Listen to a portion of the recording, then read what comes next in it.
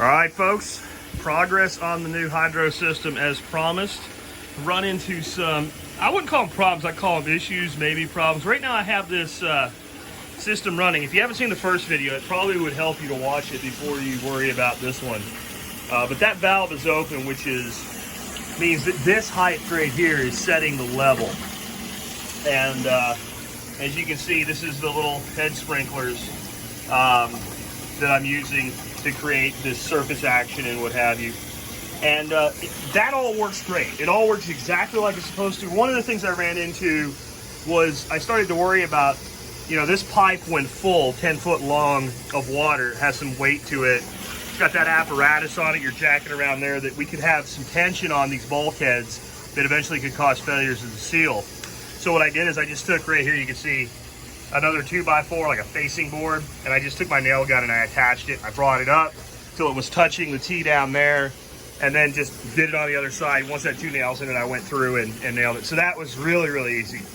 The problem I have right now is, even with a 15-minute time cycle, if I close this valve where I have this pipe, there's enough flow in to these buckets that it exceeds the capacity for return right there.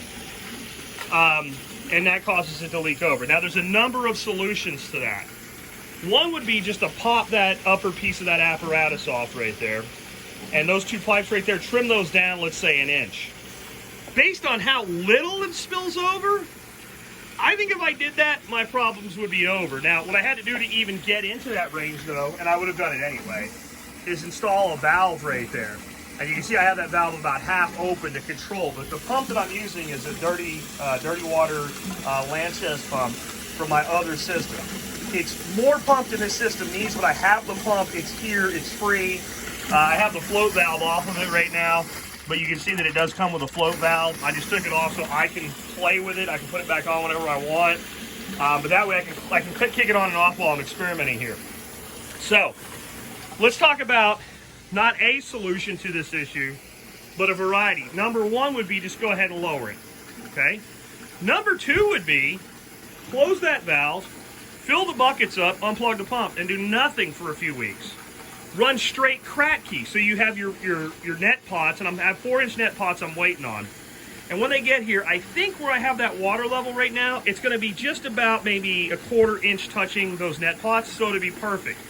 If it needs to be a little higher, all I have to do is put a plug in the return line and bring the water up to whatever level I want, shut the pump off.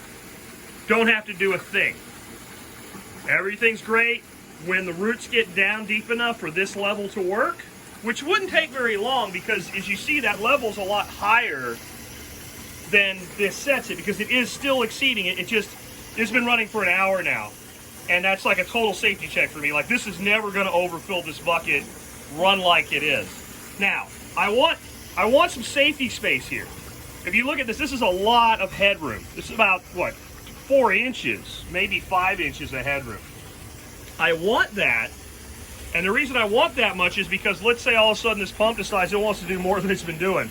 Let's say that valve gets kind of like crudded up and it's not going, and I open it all the way up and blow it out, and I put it back where it was, and I think I've got it right, and I'm actually running it a little bit too fast, especially when there's plants in there. Maybe the plants start to impede the return a little bit. You know, there's all kinds of things with the roots when they get really big. All kinds of things that can go on here that would lead to potential problems if I don't have a lot of headroom. But we do Kratkyish and then initiate a cycle once we have deep enough roots. Here come the F-35s every freaking time. I'm telling you, they're trying to suppress my message. Freedom through growing your own food. Come on, Lockie, get out of here. All right, so that's one solution. Let's talk about another solution. One of you guys very astutely pointed out that I had built a siphon here. And at the speed this is running, it's fast enough to create one. So what I did is I took that elbow out and I put that breather valve in. So you can see right now, that is not a siphon. We don't have a full, but check this out. If I put my hand over here, it won't take, there we go. We're already running a siphon as soon as I did that. That's a problem, right? Well, sometimes the problem in permaculture solution, you already see that. That level has dropped, what, an inch since I did that? the ability of that siphon to pull exceeds the delivery by a great deal. If I kept my hand here long enough, this bucket would end up all the way down to the bottom, and it would never fill much up above the height of that bulkhead. When it hit that bulkhead, it would break the siphon. This is just kind of an interesting lesson in siphon too. You see that siphon just going beautifully. Watch what happens if I take my hand off. Listen to what happens. Immediately breaks, goes back to a standard flow, level starts coming up. How can we use that to solve this problem? Well, these bulkheads are slip bulkheads on both sides. You just slide a little piece of pipe on the inside, and we can put a stand-up pipe in here. We can put a stand-up pipe in every bucket and say this is as high as I want this water to ever get.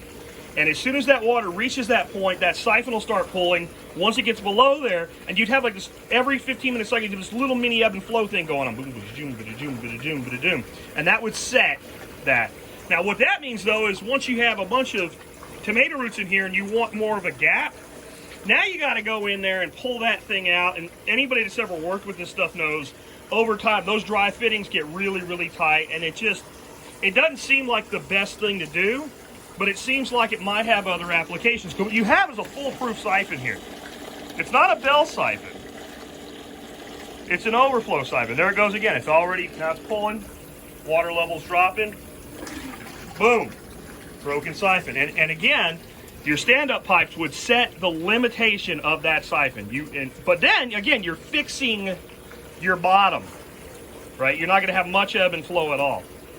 But it would work, and you would just have to manage it several weeks into the system where you would pull those stacks out for overflow. Okay, that's another way. The other thing, believe it or not, we could probably do nothing.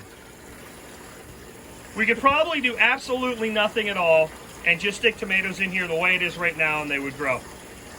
Now, why do I say that? Because when you look at these sprinklers, you might think that looks pretty anemic. I did too. But let me show you something. The underside of these lids that stay closed during this cycle are sopping wet. Every single one of them. Look at, they're sopping wet. So even though that doesn't look like it's doing much of an aeroponic type thing in there, every time that cycle runs, this whole chamber is getting hit with moisture. So we might just drop our 4-inch pots in, run a couple cycles, and check those roots, let's see how they do, and do nothing. That would be another thing that we could do here.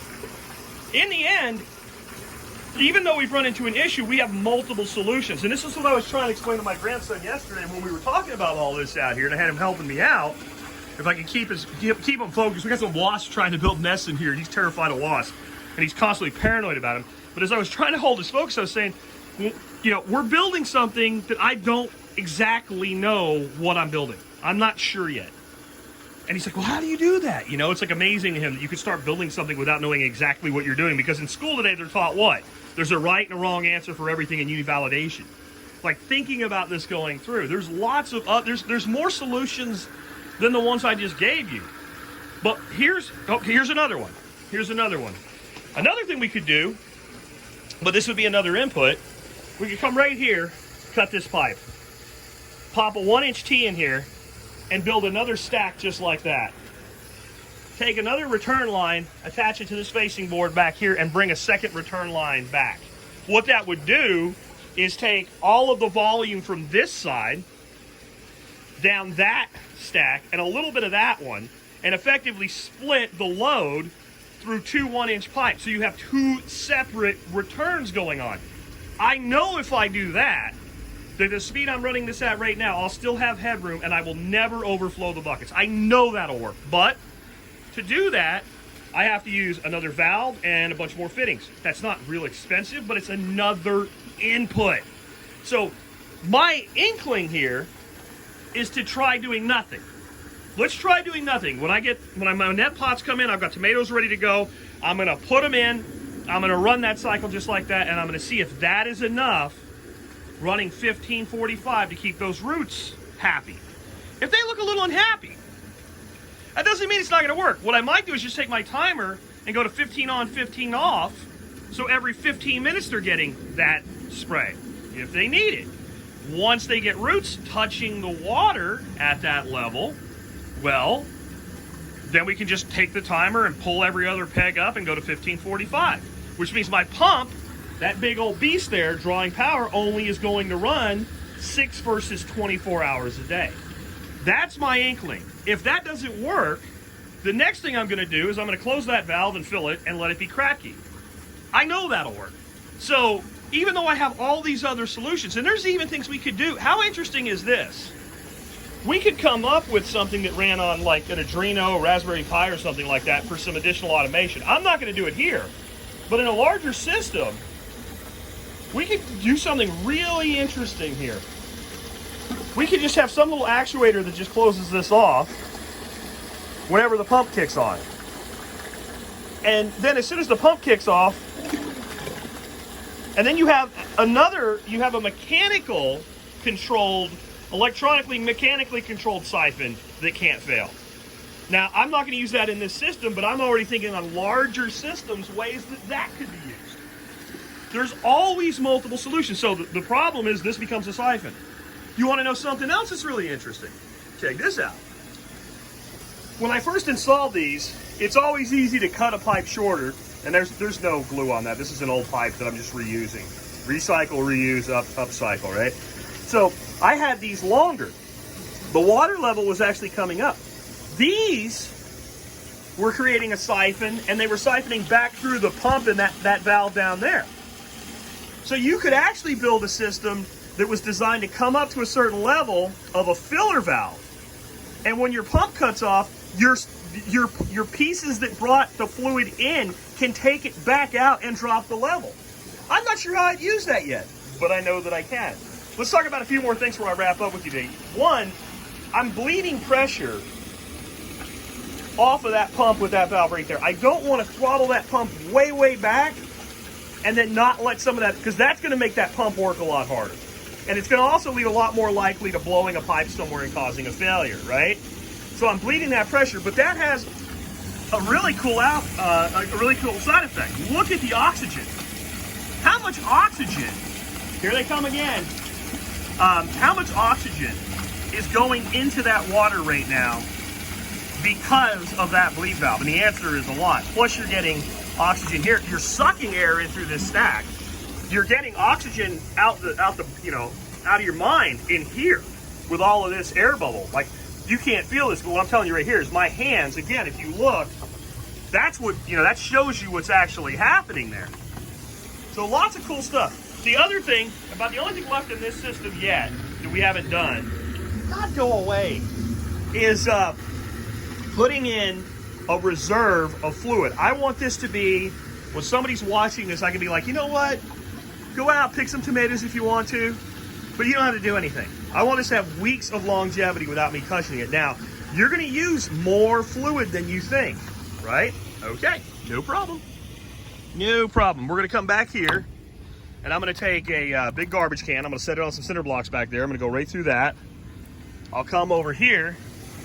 I'll put a penetration in the sidewall of this tank, and I'll put a float valve in that's highly adjustable. That'll let me figure out exactly where do I want to maintain that. And when I add a fluid, all I got to do is add it back there. And I know you're thinking, you have to do fluid changes. Relax. We have a pump. We have a delivery line. All we have to do is we'll put a valve. And by the way, I got some unions coming. Unions so that this can be disconnected without having to pull stuff apart. I'll install unions to all of the delivery lines so that they can be disconnected if needed just by turning a valve, right? But I'll put a cutoff valve in that line coming from that tank back there. I'll also put a T in it with a drain, with a zone valve, so that you can drain that tank. Like when it gets to winter and it's going to freeze, and we want to keep things running in a nice warm greenhouse and not having freezing up in the tank, and then we have to do a little more maintenance. But let's say we need to do a fluid change. I'm of the belief you never need to change 100% of your fluid, ever, ever, ever, ever. And that pump will pump that fluid level down to about that big. Right now, I just haven't finished it yet. I've got a bleeder valve here. This is going to be for an extension. But what I'll do, freaking airplanes. I'll tie into this line. I'll run my good Lord. I'm telling you, they don't want you to grow your own food. They don't want you self-sufficient. I'll bring my my float valve line in. I'll also bring another line back out of that hole before I seal that hole up. It'll come off of this pipe here, okay? And what you'll do is you close that valve and we'll open a valve that'll be behind that. And that makes me realize I probably put that valve in the wrong place. What I'll actually do here is I'll cut this line and I'll run off that valve out. I'll figure it out. Anyway, I'll be able to just, all I gotta do is go up here. Oh, I already did it. Damn it, man. These planes are distracting me. So I already have this valve right here. Okay, now there's no water being delivered. So I'll just come off here with another T, put a valve there that'll stay closed. And if I want to just dump this tank down, I'll just close that valve and open that valve. See how simple that is? Yeah, I already thought ahead on that. And I just kind of lost my train of thought with all that noise. So that's how this system's gonna go. I am at a point now where I don't need to do much more with this except get that back tank in, and I got plenty of time to do that. So I'm gonna start working on this system next, which is gonna be at least 3 4-inch pipes. And I got that piece of 3-inch there, and I've been thinking once I see what those 3 4 inches are gonna look like, I might run the 3-inch way up there and let that be a strawberry planter, because strawberries like to hang down, so they won't grow up into the roof or anything on me. So I could, you know, have maybe the top of that pipe there. And while I trust my tape, I trust a combination of my tape measure and my eyes even better. And God, I hate these people and their planes. Anyway, I've been working out where the pond's gonna go in here. I think that'll be cool. What it's probably gonna look like is a deck that's about 3 foot wide, going all the way across the back. That'll be a nice level surface. And I may do a straight, I have a bunch more buckets. I may do a straight Kratkyish non-recirculating float valve run system along this back wall, because I got 9 feet. So even coming up maybe a foot, I still got 8 foot of vertical back here. There'll be a great big pond that's gonna sit right about here. Big, beautiful pond with this deck over it for critters. Somebody asked me why have critters in here, like, you know, frogs and stuff like that. Because I like them, and because they're insect predators. You know, I might throw some green snakes in here too. They're insect predators. Everything I put in here will be insectivorous, as far as lizards and frogs and stuff like that. But things are really taking off in here. I got some peppers I need to get planted today. All of that lamb's quarter, I'll take some to eat, but man, there's more of it than I can deal with on the property. So I'm gonna cut a bunch of that today and feed it to the ducks. And these first 3 beds are all gonna be full of jalapenos. They're all ready to plant. My red vein sorrel, look at this. Just beautiful. Still letting this overgrown arugula produce seed, but I think those are fat enough now that I can cut this out and plant it. All this lettuce is volunteer. Got one big weed back there. All this dill is volunteer. All of these nasturtiums are volunteers. There's another nasturtium volunteer. The lettuce is growing, I mean, the wild, basically wild self-reseeding lettuce is growing faster than I can eat it. My spinach is outrunning me here. This is that Celtis. I don't even know why I haven't cut this out yet. I'm not gonna grow Celtis. I have not been a fan of it. Here's some of my peppers. These were peppers started from seed this year, and they are looking really great. Some of them are already setting fruit. Arugula out. I mean, we're gonna eat this tonight. This has to be eaten or it's gonna get too big. We're not even trying yet. We're not even trying yet, guys. I'm spending so much time building new systems that I'm not even, you know, fully utilizing the stuff that we have. Man, 100% of this was started with hydroponics. Look at this. This is, man, if you guys want to do a market garden, this is a money crop, guys. Especially the smaller ones, like these little ones back here I just put in. One of those clumps, you know, grown out maybe twice this size, that's a couple bucks a clump. And with hydro, you can grow that stuff in about 30 days from seed.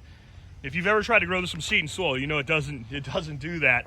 Lots of stuff going on. Might as well show you a little bit more while I got you here.